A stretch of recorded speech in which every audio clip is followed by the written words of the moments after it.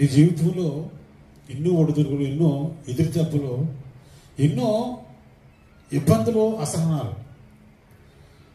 కానీ దేవుడు ఈ విధంగా చెప్తున్నాడు. ఏమంటున్నాడంటే, నీవు బలహీనుడైతే అప్పుడు నీ బలాన్ని నేనవుతాను అన్నాడు. నువ్వు ఎప్పుడు బలహీనుడు అయ్యావో నీ బలాన్ని నేనవుతాను.